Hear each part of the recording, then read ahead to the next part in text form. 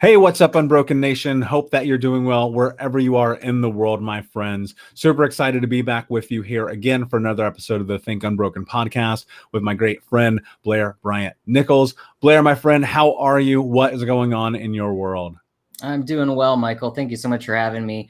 Just keeping busy, keeping warm down here in Southern California, and trying to enjoy every bit of this summer that we're actually having. Yeah, I know. And it's nice we actually can start to have a little bit of normality back to our lives after the last, I don't know, it's almost 2 years now. But either way, I think people have heard enough about that. We won't dive into that. So you and I connected a couple of months ago after I had won Grant Cardone's pitch off through our mutual connection of Pete Vargas. And, you know, I've got to know a little bit about your journey and your story and what you're trying to do and create in the world. And I thought to myself, this is a person who has made a decision to create change. And that's something very difficult to do in the world, especially in consideration where it's very simple to stay within the framework of the nomenclature of this is how it is, so we're not going to do anything. And I'm adamant about creating change. It's the only thing that drives me. Before we get into that and we dive deep, tell everybody a little bit about you, your journey, your story, and how we kind of cross paths. Yeah, sure. So, we cross paths because I also co-host a podcast called Inside the Green Room, and we love speaking to speakers who are really leveraging speaking opportunities and stages to grow their business and share their message and make change in the world. And we also talk to event professionals, and it's exciting to talk to people in this time and see, all the innovative things that people are doing and all the amazing, inspiring people who are really getting out there and using their voice for good, and also just to, grow their own business and kind of go against the traditional 9 to 5. So, my journey started when I left college and I wanted to get in the publishing world, and I landed in the HarperCollins Speakers Bureau, which was kind of a hybrid of what I thought I wanted to be as a publicist and an agent. And I learned all about this crazy world of speaking where people were actually getting paid to go out and speak to universities and libraries. And now it just feels like the whole industry has exploded, because at the time, we're still sending DVDs and just starting getting kind of video clips up on websites and leveraging all of the benefits of social media, that now anyone can really get themselves out there as a speaker more. But I started in the world of authors, getting them out there speaking. The publishers obviously wanted to get more books out into the world. And so I got to really see, the wide variety of books and people that were getting published and getting their voices out there, and starting to see, what diversity was actually represented in those books and in those speakers. And I always just found myself gravitating towards people who were different. I grew up gay in a Catholic school, and, other than that, I'm a white male. So I didn't have a ton of, diversity in my background. I had a lot of privilege. But I always gravitated towards people, even when I was growing up, that, were sitting alone at the lunch table, or who were not as popular as everyone else, because I felt safe. And I felt like, I wanted to extend kindness and friendship to those people. So that's always who I kind of was drawn to growing up, and who I decided I really wanted to champion as an adult and as a professional. So throughout my career, I moved around to different agencies, worked for different thought leaders, authors, got to really work on all sides of the business, got my MBA at UCLA in entertainment management. And throughout that, kept kind of questioning what I wanted to do. Do I want to go the corporate route of talent management and be a HR, professional, something like that? And every time I kind of lingered in that direction, my heart and my gut kept saying, no, your goal is really to work with talent that inspires you, that feels like friends, that feels like family, people that you want to spend, birthdays and anniversaries with, and really just get to do everything for them because you believe so much in what their message is, their potential, and be able to help them grow beyond even speaking and publishing in all different areas of media, entertainment, etc., and help them really grow their business expansively. So the idea of being a manager kind of kept coming back to me. But having a background in speaking, I've continued to serve roles within agencies to really help different types of speakers. And now I really get to work with a wide variety of speakers who are leveraging stages to grow their business and getting their message out there, whether they're just getting started or they've been in this for a long time. I get to do that. And I get to also manage some amazing, diverse clients as a manager from my own management firm, and really help them grow beyond, the platform that they've already established, the business that they have, and can figure out new revenue channels, new opportunities to get their message and voice out there. So that's kind of when you and I collided, and I felt like this guy is doing amazing work. He's got such an amazing story, and, would love to just continue to help champion you and, more people like you. Well, thank you. And I appreciate that. And that is mimicked as well from this side.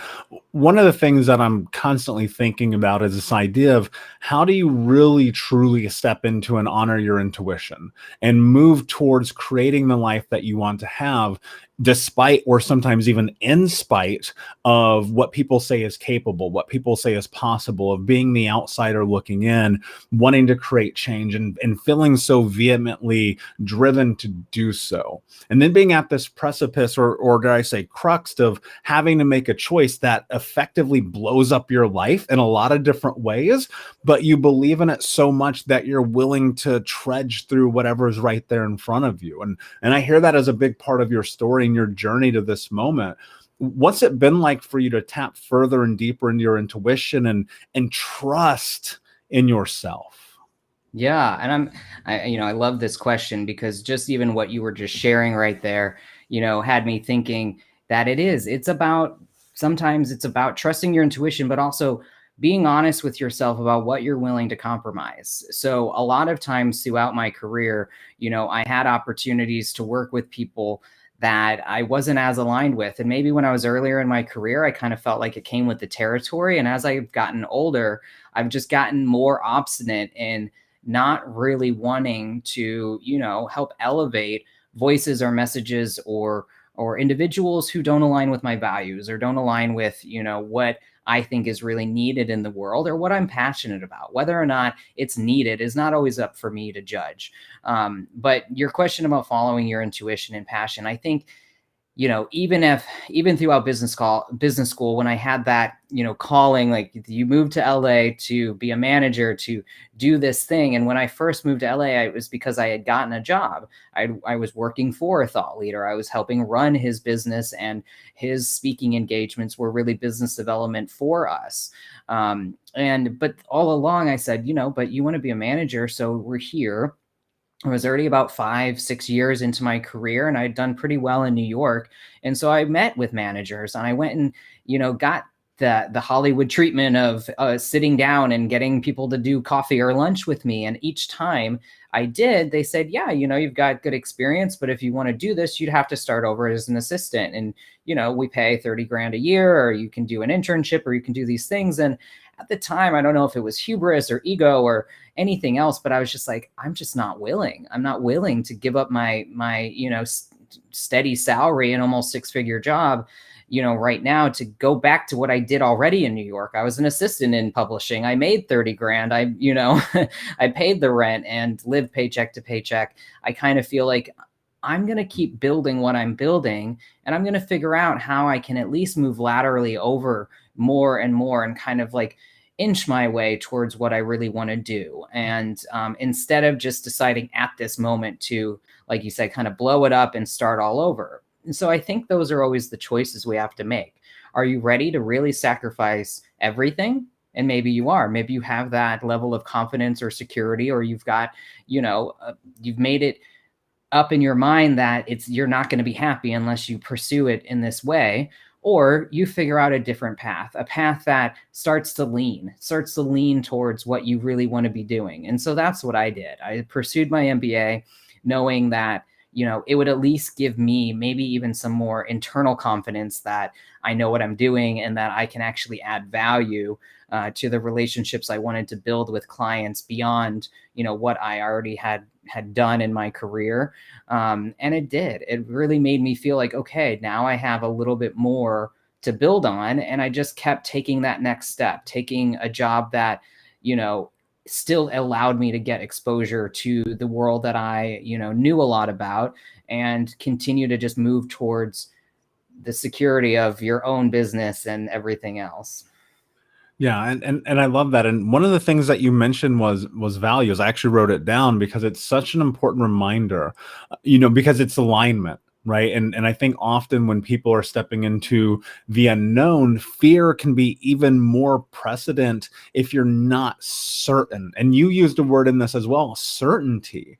And in that, you step into this thing about trusting yourself and about believing in yourself. And I know, as an entrepreneur myself and trying to build things, there's always these moments of the limiting self-beliefs and the negative self-talk and the thing in your head that says, are you crazy? You're going to walk away from all these things to try to build your dream. How dare you?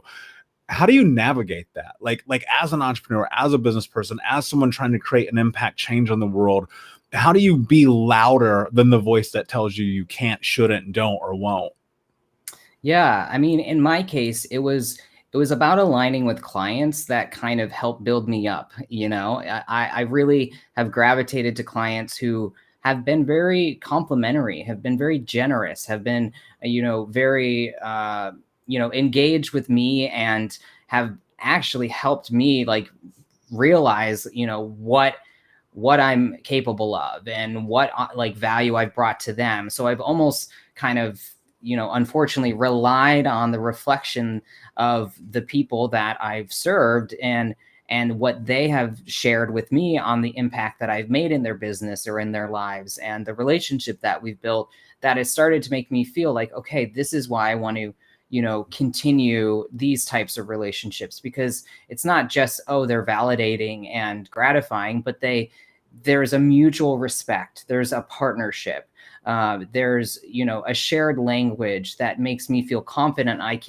can be honest, I can be candid, and that we're both accountable to each other and getting things done. The role of a manager in my mind is to be a strategist and to keep nudging and helping encourage someone's creative dreams, but also to be the one that's kicking them in the butt as much as they are kicking you in the butt to say, hey, this is, like they say to me, this is my dream, this is what I want to have happen, like, help me.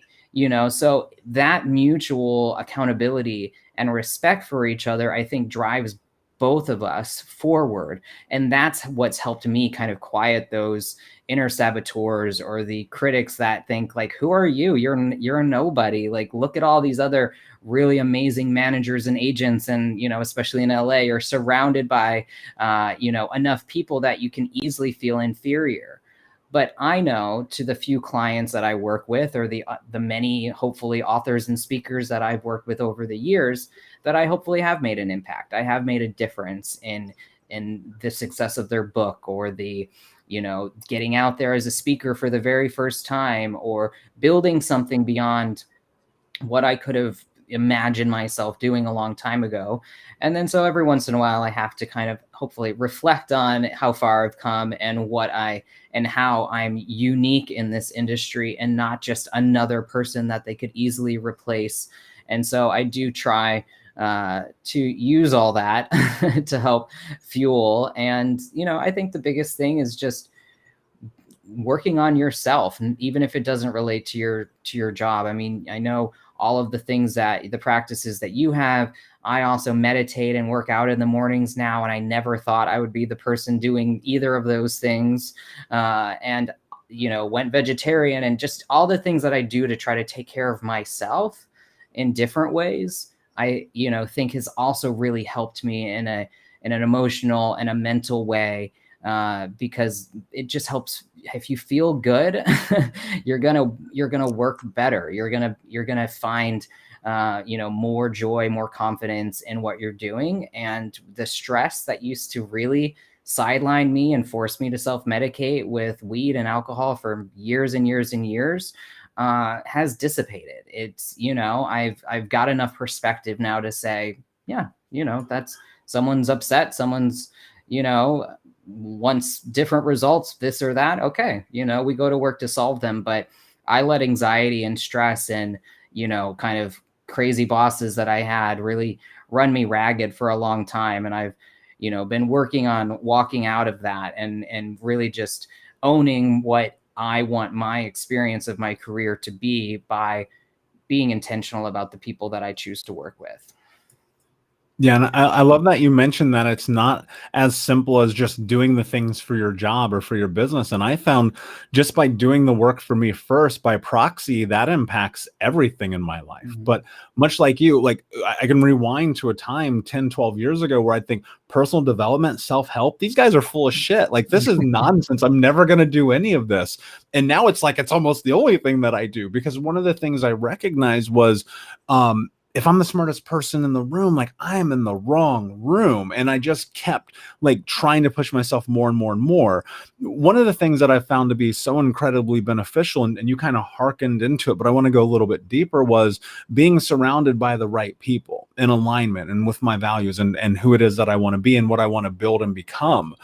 Talk to me about the power of community in your life and how that impacts you, not only as an individual, but as a business owner, an entrepreneur, and as a human being. What is the power of community like for you?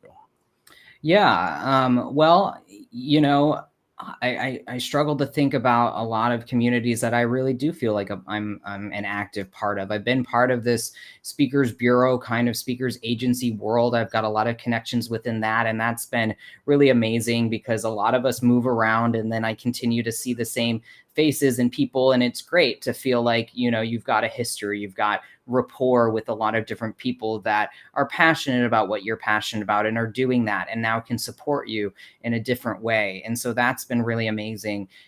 As you change jobs and move other places, the people who reach out and the people who kind of lift you up and encourage you and are been excited about your next venture and all of that. But also coming out of business school, I've taken on the responsibility of leading our LGBT alumni group for Anderson. And that's always been a little bit of like kind of my mission, is getting involved in boards, getting involved in other, nonprofit organizations that serve the community and that help align people with different connections. Even before I was a manager and an agent, I loved helping people just connect to jobs. If I heard about someone hiring, I would be going through my mental Rolodex to figure out if there's someone that I thought might be a fit for that. I helped friends right out of college get their first job in New York and ultimately set them up for the rest of their careers. And I don't say that to brag, but just because it feels very exciting to me to be the one that can help align people with their creative dreams, with their things like that. So I think about the different kind of communities that I've come from with my undergrad alumni or my business school alumni and then different friends and colleagues I've met along the way, and always am grateful to hear from previous people who've worked for me who still want me to be a reference like 5, 6, 7 years later, because they know that I'll pick up the call and actually, speak kindly about them and encourage them on those next things. So I think all of those different communities along the way have helped me connect and make connections that have been meaningful to my career, but also the joy of giving back and being able to help them has really probably been a lot more gratifying than anything they've ever done for me, because I just have loved playing that role of connector and being someone that hopefully people can come to when they're looking for their next gig or when they're asking for help with something. And I think it's just nice to be needed sometimes and to be the one that isn't looking for a quid pro quo from it. Yeah, I totally right. I look at the most vast change in my life coming when I was just like, I'm dedicating myself to service. I'm going to put myself out there for the benefit of other people. And it was so powerful. One of the things I think often happen, and I know people listening or watching right now probably have this experience, because I know I certainly did, of just having this ideation of, I want to help, I want to show up, I want to be on the board, I want to lead the committee, I want to do all these things, and honestly feeling paralyzed by the idea of even stepping into the room, right? Mm-hmm. They'll go, they'll sit down, they'll Google it, they'll find the date, the time, they'll write it down, they'll put it on their calendar and their phone, they'll look at it and they won't show up. Mm-hmm. How do you, as someone who has done it, has stepped into the room, who has walked into it, has been on the board and the committees and doing the things, if you're a person in that position, what advice do you offer them? What kind of tangible something can you give them to help them step into that next thing? Yeah. Well, I think as an individual, you need to think about, what, how much time can you give, and how much, do you really want to spread yourself around, because you have to still be intentional. You can't just be a joiner and join everything and then do nothing well. So even coming back to business school, like going to business school, it's a weird sort of like 2 to 3 years where you have to join clubs. You really want to make connections. You've got to get involved in a way, because you're investing all of this time and money in this degree, and it's a lot more than just the degree. It is the community, it is the network. But I always would tell people, because I served as like head of our ambassador program, and the people who'd come in to interview and do tours and things like that. So I talked to a lot of prospective students, and I would tell them, you choose one social group, choose your industry group, and choose your, other, either affinity group, which is what we call like either the African American or Latino or gay or whatever, groups that matter to you, and just focus on 2 or 3. Like, you really can't join every single club and group and this and that and expect to have meaningful impact or build lasting relationships. So I think the same thing as you're adults in your career and you're getting involved in other things outside of it. Be intentional, and then just choose one thing that you can do to contribute. You don't have to be the president of the board if you, don't want to have all of that responsibility. But if there's one initiative that you can help, contribute towards, one thing that you're passionate about, go after that one thing, that one organization, and really just, do the most of what you can with that. If you choose to be a leader, if you want to be someone that kind of owns the responsibility of a board or an organization or something, then it's all about building a team around you. When I was asked to kind of take over as like this new revamped, alumni association, the first thing I had to do was build a board.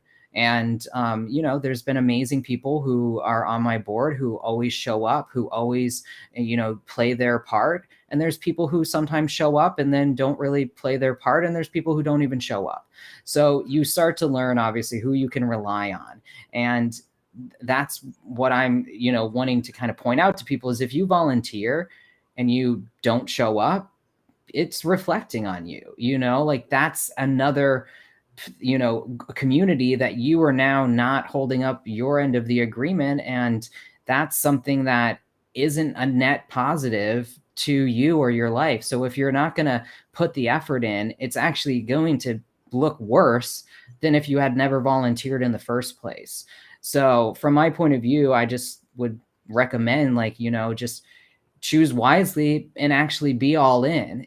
Even if that means you're just doing some small piece of it, but at least show up for your piece of it, because otherwise it's just going to be a net negative to everything that you're doing. And you're actually harming the relationships that you otherwise would be building. So I guess that would be my advice, or just my perspective on that.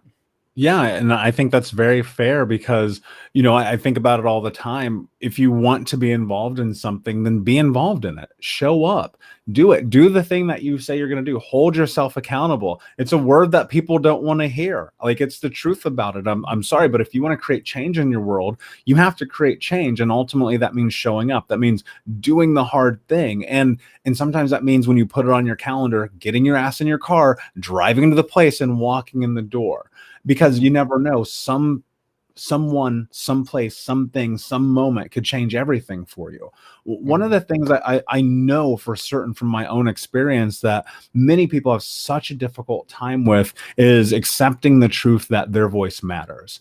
And this sits with me often, like growing up, being a kid who was forced to be silent, for lack of a, like actually literally forced to be silent, to step into a teen who didn't know how to use words other than anger, to in my 20s, like this weird juxtaposition of trying to use words to fit in, to then turning into like understanding how to use my words to empower people. But throughout that entire journey, trying to reconcile with myself that I mattered, that my voice mattered, that I could create and create change in the world. As someone who is with change makers constantly, I know this holds true for probably the vast majority of us, if not 99.9%. There's somebody listening right now where all they're ever thinking about is like, I want to use my voice to make the world a better place. but they're terrified of shame, of judgment, of ridicule, of self, right? How do you start to step into that? How do you start to leverage the power that you have to start to use your voice in a way that matters? Yeah, it's a great question. And, I was actually just speaking with someone yesterday on our podcast who's a master facilitator. And we talked about how important it is to build more events and opportunities that actually engage the audience, that doesn't just make the audience passive listeners. It really actually gets them active, and it encourages them all to share their voice and to be a part of creating the future together, creating solutions, uncovering answers. So I do really feel so strongly about every voice really mattering, that it's not just, the leaders at the top of an organization or a group. It's everyone that has a perspective, and collectively it all creates really amazing effects when everyone is engaged, when everyone is contributing. But even as much speaking as I've done and as many speakers as I've worked with, I think we all still get that heightened adrenaline and your heart racing when you raise your hand in a meeting or in a classroom or anywhere to even answer a question. But it takes practice. So what I would say is, overcoming the fear of being rejected or being judged by whatever you're going to share in any context, where for the first time you might be raising your hand and standing up and sharing that. But there will be someone in that room that will be so grateful for what you shared, because it might have been the same thing on their mind or in their heart. And there's going to be other people in the room who will be enlightened by what you have to share. There might be people who, because of what's going on in their heart and mind, might judge you. But that doesn't matter. I just want you to know that it doesn't matter if someone judges you for what you believe or what you want to share, because there's always going to be a greater number of people who will benefit from it. And I hope that it's a space that has been created, and who's ever leading a discussion, or who's ever in somehow, has some sort of leadership within that organization or community, recognizes the value of what you shared, and that will incorporate and inform what happens next. So I would just encourage anyone, whether it's writing that first Facebook post or creating a blog and sharing things that you thought you'd never be able to share, you'll be surprised by who comes out of the woodwork in a positive way and says how meaningful it is to them to see that. And you have no idea how many lives you may change and help, and by doing that. Too many of us really hide behind, what we want people to see, what we want people to know about us, or what we think that they want to see from us, or to express who, we think they want us to be, that it doesn't ever help anyone. People can see through kind of inauthenticity. You know that for yourself. You can see through when someone is not authentic. So being authentic in any context, on any platform, is so important, because it is what creates change, and it is what leads to bigger, broader conversations, and it's what really helps. And some people will never tell you. You'll never know how many people that you've helped. Yeah, and that's really potent. Like, that's for real. I think from a measurable standpoint, you don't know who's watching. You never know who read that blog or that email newsletter or that listened to that podcast, right? And the other thing about it is, I think about, we all start at zero. We all start at no one listening, no one watching. I hosted events and 2 people would show up. The first podcast had 1 listen. The first blog had no views. And, and momentum creates this thing. And along the line, there were and are naysayers. Blair, I get canceled every day. Like, every day somebody sends me a message. I have a folder full. I'm going to share them in a book one day. But the truth is, it doesn't stop me. But so many people are paralyzed by that fear, because they're worried about, well, what if my parents see it? What if my partner sees it? What if the guy who happens to get in the elevator at the same time as me once a month reads it? How do you navigate that part of the fear? The fear of, like, it's a little bit closer than social media. It's actually people in your neighborhood, your community, on your block. Yeah, I mean, I think part of it is just kind of deciding for yourself. It's back to like trusting your intuition and weighing what you're willing to compromise. Are you willing to compromise the benefits and positive effects that you can have on others around you, because it might make, you know, a smaller number of people uncomfortable? Are you willing to sacrifice some aspect of your privacy or your, you know, personal journey or struggles so that other people won't look at you in a different way when you could be helping an immense other amount of people? And it should come down to who is most important, because what I've experienced and what I've heard most is the people who are going to pay attention and listen to you first are probably the people who are closest in your life. So yes, it may cause some challenges with friends and family, but it's also going to have a huge impact on them. And they're going to have a richer understanding of you. They're going to have a completely open, they might not even realize the harm that they caused if they're related to what you're sharing. They may not even realize what they have done to contribute to the challenges you have faced. And it's going to cause them to speak and act and think differently, which is going to create that ripple effect of change with everyone else that they come across. So it sounds easy. I know, it's just like, just get over it. But for me, I guess in a rational sense, being a very pragmatic, rational person, I'd like to think, you weigh the pros and cons. And to me, there's always going to be more pros. There's always going to be more people that you can help. And the people who are naysayers or the ones that want to cancel you or the ones who want to detract from what you've shared, they also probably need to hear that message, and they are not going to harm you. You know, we have to get over this feeling of like commentary and like negative comments affecting us. Like we almost have to build that thick skin to say, if you're going to be a leader, if you're going to use your voice, it comes at a price. But the opportunity is to, you know, just deflect any of that and, you know, put your armor on and say, you know, I'm stronger, you know, by doing this than I am hiding. I love it. I literally got goosebumps. I wish you could see this right now because it's so true. And for lack of a better term, I wish I had a better way to phrase this. I truly do, but I don't.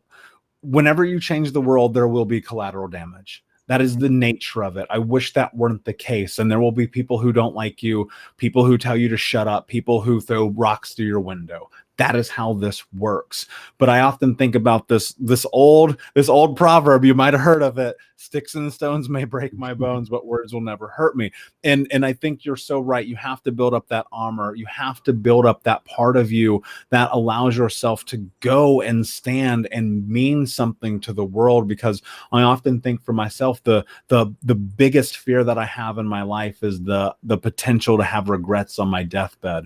And I cannot imagine that. And I would much rather have the naysayers throw rocks than to sit and wonder if I could have helped that person.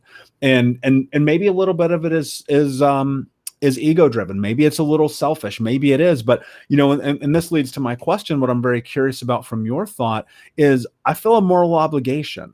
And I think that if you feel a moral obligation, it is your responsibility to step into that. Do you agree with that?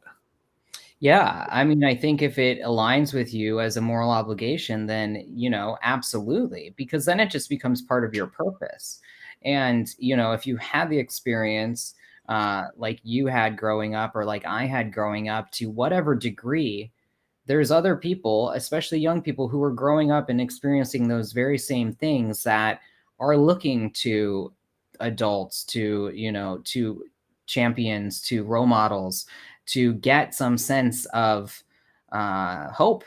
And you're robbing them of that if you aren't the person that they may encounter in their life that's going to provide that for them. You know, like I said, you just have no idea who you're impacting, and you might be impacting their friends or their family or people around them, that then it trickles down. So yeah, I guess for me, it comes from a sense of service, and it does come from a sense of moral obligation. But, you know, it's okay if it also comes from a sense of wanting to have some significance. You know, we all want to have some sort of impact on the world. We all don't want to pass away and feel like we're going to be immediately forgotten. You know, some people might have a heightened sense of that than others. But what better thing to leave behind than making other people's lives better than just your own personal pursuit of success and wealth and happiness that might occupy the minds and hearts of others. Yeah, that's really beautiful. And I love what you mentioned about there might be a kid, there might be a child, there might be a teenager who picks up that book or listens to that podcast or hears that song or looks at that piece of art and says, this is what I needed. I mean, I recall, being a kid and being a teenager, being the outsider looking in, being this weirdo, like diving deeply into media, like across the board, film and music and audio, and trying to submerge myself within what I wanted so I could feel like a part of something. And to not share that, you're removing the community that you could build. And we've talked about community a couple of times here today, but it's so true. It's so impactful, and your voice does matter, and you are important. But if you don't believe that first, no one else is going to. And I believe that the only way you can start to do that is through the momentum of doing it enough that it starts to feel true, because it's going to be uncomfortable at first, right? It's going to be difficult at first, but eventually on a long enough timeline, it becomes who you are. Blair, as you think about this and as we dive in this conversation, what is the impact that you're hoping to leave on the world? Yeah, well, thank you. What you just shared reminded me, it is the kind of the message I have shared a lot throughout my adult life, is like, why publishing, why work in media and entertainment? Like that, just, I think a lot of people assume it's so shallow, it's so like superficial to, want to work in television and movies and books and all these other things that can feel very esoteric. But for me, and I have had the opportunity to travel around the world, and I've thought a lot about, what really influenced me growing up, especially as a gay teen, like movies and TV, as things started to emerge and representation started to pick up, it did make a massive difference in my life. And I think about even like Cosmopolitan magazine, which is, in hundreds of countries, and has changed the lives of women, that there was taboo to even have conversations about different things and how they were treated. And there's so many examples. I always like to say America's best export is our media and entertainment and arts and culture. And a lot of countries, produce a lot of amazing art and culture that's influencing other people. We're not exclusive to that, but I'd like to think it's our finest export, because it has changed laws and rules and the lives of people all over the world.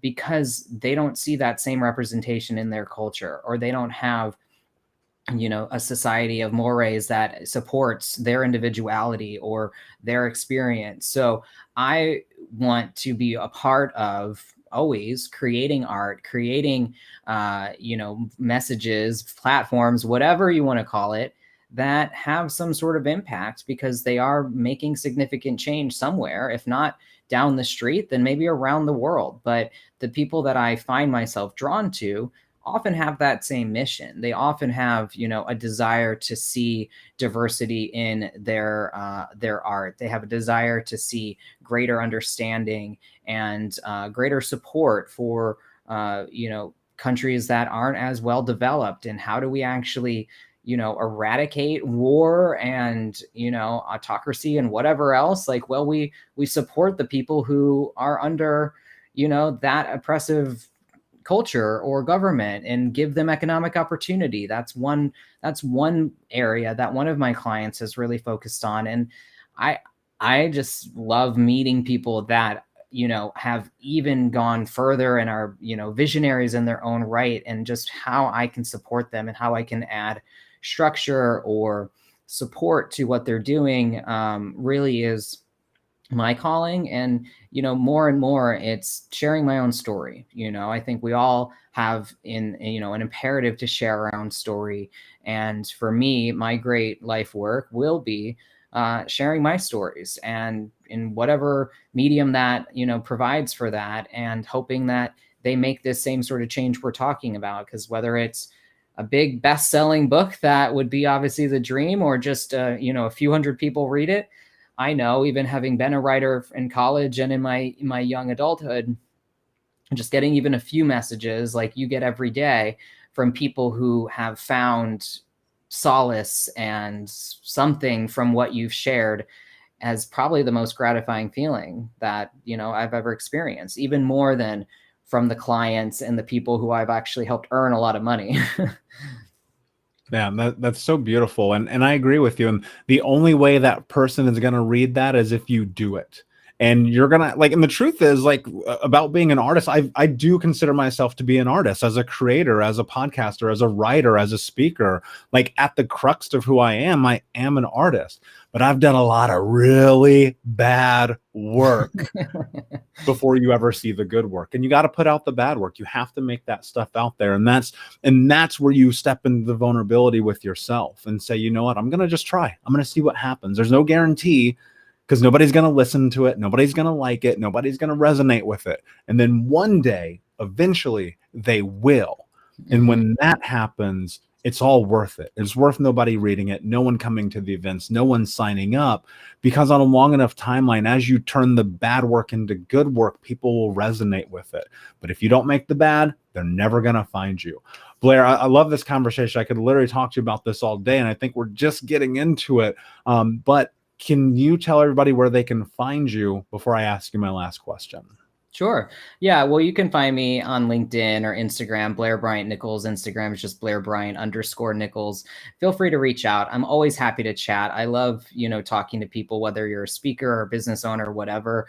And, if I can share any insights or help steer you in a direction that may be impactful to your life, then I'm more than happy to take the time to do that. So reach out to me on those platforms. Amazing. Thank you so much for offering yourself to be of service to everyone. And my last question for you, my friend, is what does it mean to you to be unbroken? Wow. To me, it means, taking everything that I've experienced in my life and choosing to treat it all as a really valuable lesson and opportunity to create the change that we're talking about.